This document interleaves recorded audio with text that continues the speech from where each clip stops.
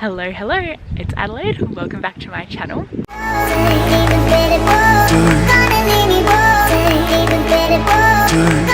Here in beautiful Bali. It is actually sadly our last day on holidays. We are staying at this beautiful boutique hotel. It's called MARKII in Uluwatu. Totally recommend it. So you know when you finish a trip and you start to feel reflective and nostalgic? Well, this has hit me very hard, especially as we lay here by the pool overlooking the ocean here in Uluwatu. So I've jotted down some questions and I thought I would answer them here for you. Let's go straight into it. So the first one is, what is the top of your bucket list?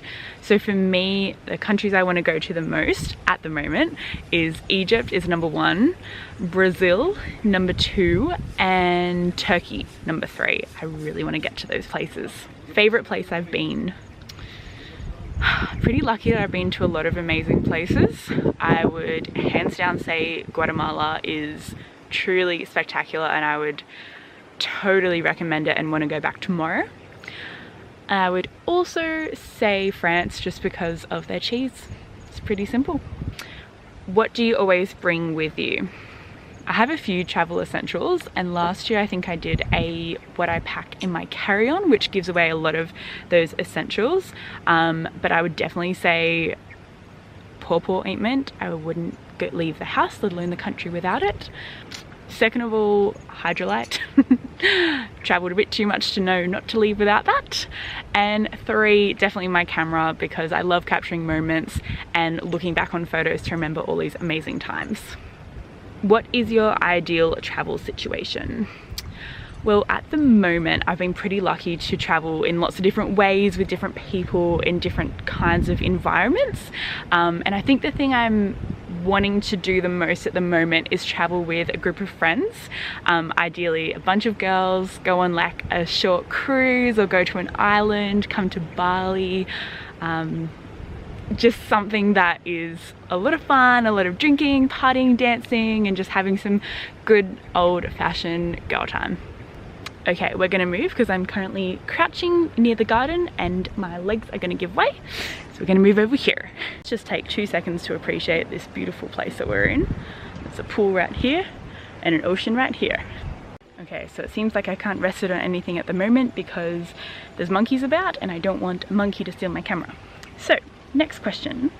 Have you been sick whilst traveling, and if so, how do you avoid it? Yes, I have been very sick. You only need to look at my blog to read some stories of when I've been sick. The worst was definitely in Mexico, and I think it speaks for itself. It just happens. How to avoid it? Gosh, I wish I knew. In all seriousness, I just use bottled water for everything, even cleaning my teeth. I don't trust anything like that. Always bring hydrolyte.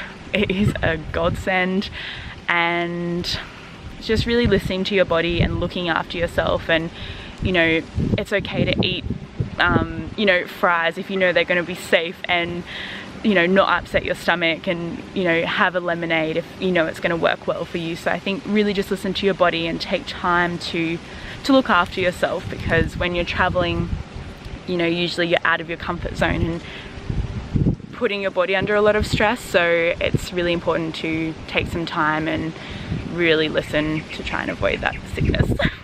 Okay, so what is traveling with a partner like? So this trip, I've obviously been traveling with my girlfriend Sophie, and I'm not gonna lie, I was definitely a bit worried at the beginning. I mean, given my history of being prone to being sick, I was really worried about the whole toilet situation. But I guess it's a big thing traveling with someone that you're dating. It is kind of a test and seeing if you're gonna kill each other, if you're gonna, you know, survive and support each other. And I can hands down say I would love to travel with Soph again. It's been so beautiful and shared some really amazing moments together. It's really cool because we've got to know each other, I feel like, on a whole other level, and I really wouldn't replace that with anything. I feel really lucky to have, you know, traveled with her. Okay, so this is an interesting one. Biggest travel regret. I wouldn't say I have regrets, I've just had learning experiences.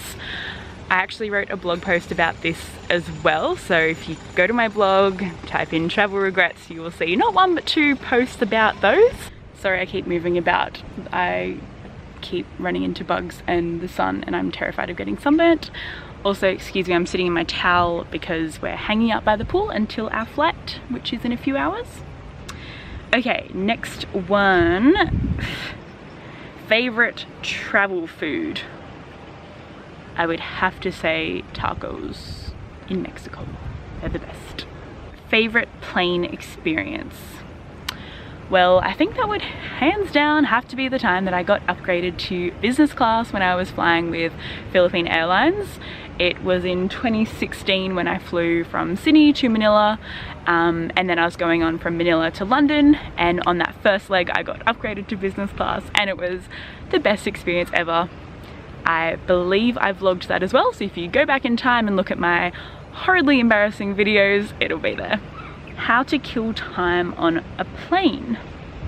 So this one's pretty new because I guess traditionally I'd always watch videos and just eat and sleep and not do really anything exciting, but now that podcasts have become a huge thing, I have absolutely been loving them. I think it's a really good way to keep your mind busy and kill the time. I think it's important to try and sleep as well because it just takes it out of you. Drinking lots of water, getting up to stretch, do some little leg and feet exercises to keep the blood pumping, and just a good old book as well. I would never board a plane without a book. What is the hardest or worst flight you've ever been on? I think the hardest flight I did was LA to Guatemala City with a 10 or 9 hour stopover in Mexico City.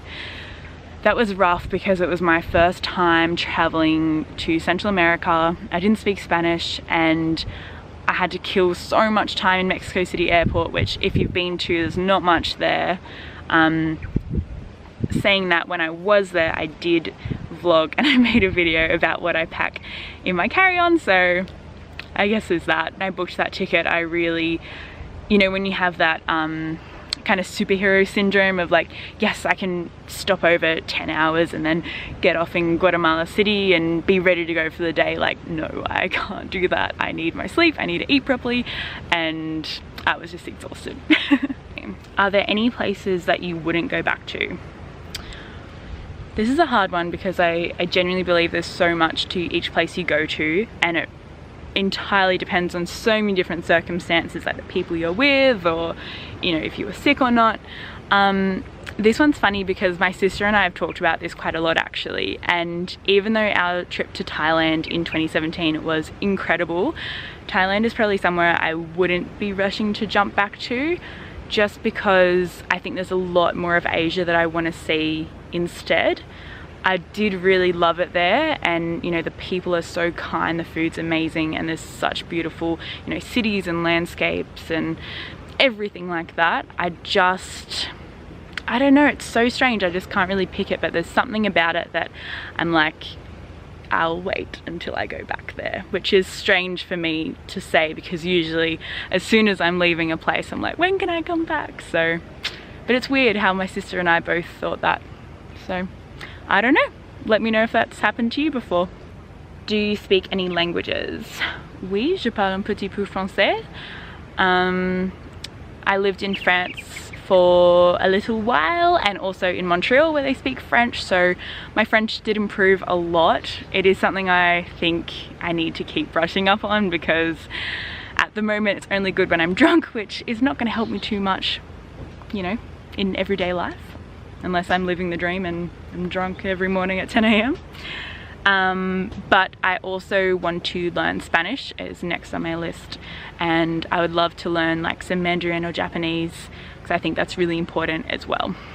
Okay, so this one is an interesting one. Soph and I were talking about the whole road less traveled kind of scenario, and the other day when we were having breakfast we were talking to this couple about Lonely Planet, and this lady was saying how Lonely Planet is kind of, you know, killing travel and it's becoming outdated and all this kind of stuff. And we were just kind of talking about, you know, when something becomes so popular and there's so many tourists, does it kill that experience? And you know, if it makes it to Lonely Planet, is that then a kind of invalid because it's so touristy and popular? So I thought I would share with you the road less traveled and the road most traveled in terms of like popularity. I personally think that obviously the road less traveled is incredible if you can find those experiences and places. There's a whole big wide world out there, so I mean there's literally thousands of places and beautiful things that we don't even know yet and exist out there. So you know, obviously that's beautiful, but I definitely would never take away from the road most traveled as well. You know, prime example is being here in Bali. Gosh, how many Australians do you know that have come to Bali, not just once but several times? And it's funny because I always used to think that Bali was somewhere I never would want to travel to. I thought, oh, it'll be, you know, a bit dirty and lots of Australians, really touristy, but being here, it's completely shifted my perspective on that.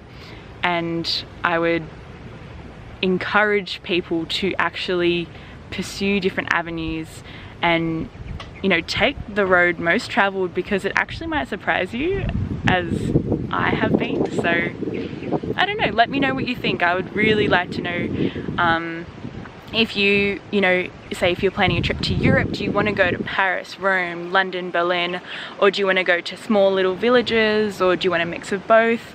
Please let me know in the comments below. I would love to chat with you about that and maybe make a video later on. Oh, this is a good one. What are your unforgettable travel moments?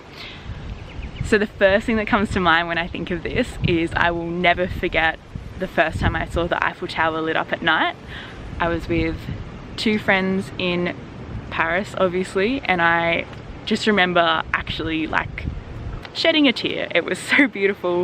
It was everything I hoped it would be and more, and it was just absolutely stunning. Okay, next one. Where would I love to go back to? I would totally love to go back to Central America, especially places like Costa Rica and Panama, Nicaragua, Honduras, everywhere. Back to Guatemala, I just freaking love it there. It's amazing, and that's why, oh, there's a butterfly. And that's why I want to learn Spanish, so I can go back and actually get by and have a conversation and not just point at things and be a dumb tourist. I've always said I would love to live in Edinburgh. I think it might have to do with the red hair, but I think living there would be absolutely awesome. Either Edinburgh, Dublin, or somewhere in France to improve my French. Okay, and the last question, where am I off to next? Next on my list is Japan. I am super psyched. I am heading to, oh my gosh, I don't know, I've completely blanked. I'm going a bit of everywhere. We're going skiing in Niseko, going to Tokyo, Kyoto, and bits and pieces here and there. Dad organized it, so I'm not quite sure of the itinerary. But yeah, I'm going traveling with my dad for a while. We're going skiing, and then my brother and sister are joining us, and we're traveling around Japan. So that will be very exciting, and it will be lovely to travel with my family as well. Okie dokie, that is my travel Q&A. Please let me know if you have any other questions that you would like me to answer. I might have to make another one or do a blog post. Please give me a like and a subscribe if you enjoyed it. Thank you for watching as always, and I look forward to seeing you next time. Bye!